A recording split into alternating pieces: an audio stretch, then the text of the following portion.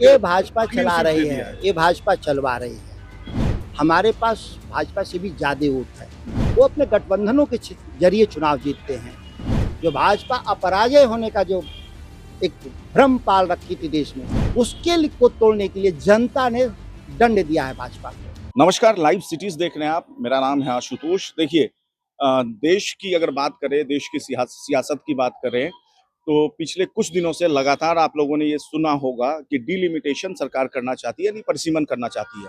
लेकिन दक्षिण भारत के राज्यों को इस पे आपत्ति है। दक्षिण भारत के राज्यों, चाहे अक्रॉस द पार्टी लाइन जो भी पार्टी है, वो ये कहती है कि उनका हक मारा जाएगा इस परिसीमन से। इन तमाम मुद्दों पे बात करने के लिए हमारे साथ आरजेडी के वरिष्ठ नेता, लोकसभा के सांसद सुधाकर सिंह जी हैं। सर, बहुत स्वागत है लाइव सिटीज पर। नमस्ते। और आज आपने एक प्रेस कॉन्फ्रेंस भी किया है डिलिमिटेशन को लेकर के और जनसंख्या नियंत्रण को लेकर के, तो क्या कहना चाहेंगे आप? वास्तविक रूप से जनसंख्या नियंत्रण पे नहीं आज प्रेस कॉन्फ्रेंस था, जनसंख्या प्रबंधन पर था कि भारत के 80% हिस्से में नकारात्मक जनसंख्या ग्रोथ है, मतलब वो पीछे जा रहा है। और देश के 20% हिस्से में बिहार और बंगाल में थोड़ी जनसंख्या केवल जो TFR कहते हैं उससे थोड़ा ऊपर है, जिसका खामियाजा क्या हो रहा है कि आप देखेंगे कि कई राज्यों में एक तरह से असहमति और निराशा है। खासतौर से देखेंगे कि सांसदों के सीटों का जो नया परिसीमन आएगा, तो कहना यह है कि जिन लोगों ने जनसंख्या नियंत्रण कर लिया जिसका, उसको सीट क्यों घटना चाहिए लोकसभा में। और उनका यह भी कहना है कि जो 12वीं जो फिनेंस कमीशन में जो भारत सरकार पैसे का बंटवारा करती है, उसमें जनसंख्या भी एक कारण है।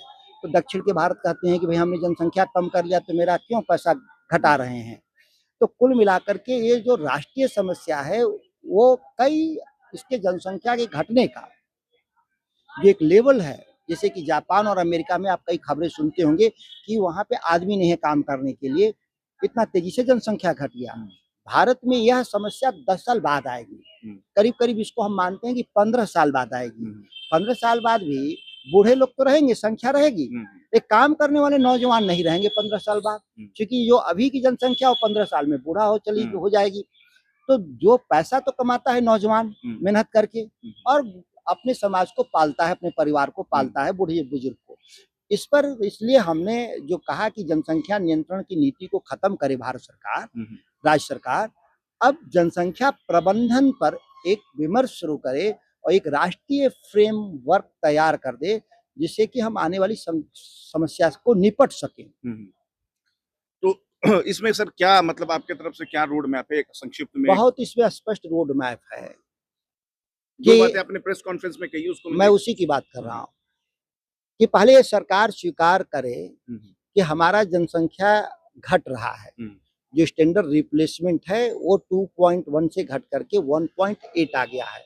मतलब एक परिवार जो स्त्री पुरुष से बनता है, उसमें 2 बच्चे आएंगे तो जनसंख्या का बराबर लेवल होगा। लेकिन अगर उससे मतलब हम 2 हमारे 2 तो फिर जनसंख्या बराबर रहेगा। लेकिन यहाँ तो हम 2 हमारे 1 की स्थिति पैदा होने जा रही है। जैसे दिल्ली में 2 में से 1 हो रहे हैं लोग, और दक्षिण भारत तक यही हाल है। थोड़ा सा केवल जाके बिहार, बंगाल, उत्तर प्रदेश में मेंटेन है। तो इसका बैलेंस जो है उसको ठीक करना होगा जनसंख्या प्रबंधन के जरिए। ये सरकार से हम लोगों की अपील है। और इसके लिए स्वास्थ्य जो समस्याएं हैं महिलाओं के भीतर, पुरुषों के भीतर, उसके लिए भी एक आयुष्मान कार्ड में इंक्लूड करना चाहिए, काउंसलिंग सेंटर बनाना चाहिए। महिलाओं से संबंधित जो बीमारियां, महिला और पुरुष दोनों में है। इनफर्टिलिटी केवल महिलाओं में ही नहीं है, एक पुरुषों में भी नपुंसकता है। तो ये दोनों ही चीजों को लेकर के सरकार को विमर्श कर करके और इसको जिला स्तर पे केंद्र बना करके काउंसलिंग के जरिए, इलाज ट्रीटमेंट के जरिए, और कई कारण भी हैं, कहीं गरीबी कारण है, कहीं अमीरी भी कारण है, कहीं रोजगार है, कहीं लाइफ स्टाइल है, तो कई तरह की चीजें हैं। तो सभी चीजों को समेकित रूप से विचार कर रखना होगा। एक अंतिम सवाल है सर, ये राजनीतिक सवाल है क्योंकि ये मौका नहीं है, लेकिन फिर भी कल बिहार में बांकीपुर विधानसभा का चुनाव परिणाम आया है, और विशेष तौर पे जो राजनीतिक पंडित हैं वो बीजेपी को तो इसका नुकसान बता ही रहे हैं कि बीजेपी के वोट में सेंधमारी हुई, लेकिन राजनीतिक पंडितों का कहना है कि इससे आरजेडी के अस्तित्व पे कहीं ना कहीं खतरा उत्पन्न हो गया। नहीं, ये भाजपा चलवा रही है, क्योंकि वो हार गई है तो चाहती है, भाजपा चाहेगी कि विपक्ष में कई खेमे रहे। जिससे कि उनको चुनाव जीतना आसान हो जाए, हम्म। क्योंकि उनके पास 50% से ऊपर वोट कभी नहीं है और न होगा।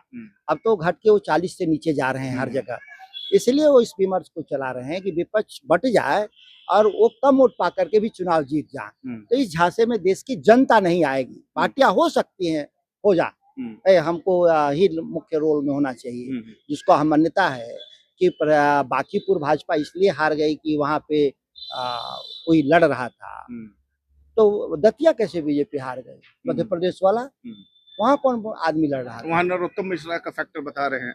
देखिए फैक्टर तो हर जगह निकाल लेंगे कि इनके चलते हुआ, उनके चलते हुआ, लेकिन इस फैक्टर को स्वीकार नहीं करेंगे कि गोली चलाने वाले को कौन सरकार में वोट देगा, फेक इनकाउंटर करने वाले को कौन वोट देगा, किसानों का जमीन कब्जा करने वाले का कौन वोट देगा, मंदिर में चढ़ावा और चंदा चोरी करने वाले को कौन वोट देगा? इस फैक्टर को तो कोई नहीं स्वीकार करेगा सत्तारूढ़ दल। वो कहीं कहेगा व्यक्ति के चलते हो गया, कहीं कुछ व्यक्ति के चलते हो गया, तो ये फैक्टर वो गिना रहे हैं। एक चीज और चल रही है कि तेजस्वी यादव का नाम आ रहा है, आपके पार्टी के नेता हैं और राष्ट्रीय कार्यकारी अध्यक्ष नेता प्रतिपक्ष विधानसभा में। कहा जा रहा है कि तेजस्वी यादव कहीं ना कहीं, अब कल से ये चल रही है कि अंदर से प्रशांत किशोर के साथ सेटिंग थी और उन्होंने ये भाजपा चला रही है, ये भाजपा चलवा रही है। देखिए हम एक बिहार में सबसे ताकतवर पार्टी हैं, हमारे पास भाजपा से भी ज्यादा वोट है, वो अपने गठबंधनों के जरिए चुनाव जीतते हैं। विपक्ष में भी हम सभी में बड़े हैं, हम ही लड़ते हैं, हमारी ही बुनियाद पर कोई बिहार की राजनीति करता है, मेरे पक्ष में हो या विपक्ष में हो। और छोटे छोटे दल हैं बिहार में ना, बहुत सारे छोटे छोटे दल हैं, किसी में 1 एमएलए है, किसी में 2 एमएलए है, किसी में कोई नहीं है। तो लेकिन लड़ता कौन है? वो लड़ता है राष्ट्रीय जनता दल, क्योंकि उसके पास एक व्यापक आम सहमति वाला विषय है सामाजिक न्याय का, व्यापक आम सहमति वाला विषय है धर्मनिरपेक्षता का, व्यापक सहमति वाली हमारे पास एक नीति है आर्थिक न्याय का, और इसी जरिए हमको सबसे ताकतवर धरा है। लेकिन देश में जो भाजपा अपराजय होने का जो एक भ्रम पाल रखी थी देश में, उसके को तोड़ने के लिए जनता ने दंड दिया है भाजपा को। यह जनता को शुभकामना है। बहुत शुक्रिया सर हमसे बात करने के लिए। तो सुधाकर सिंह जी को आपने सुना, चाहे वो डिलिमिटेशन का मुद्दा हो या बांकीपुर चुनाव परिणाम का, तमाम मुद्दों पे उन्होंने बहुत ही बेबाकी से राय रखी अपनी। तो बाकी आगे की खबरों के लिए देखते रहिए लाइव सिटी। नमस्कार।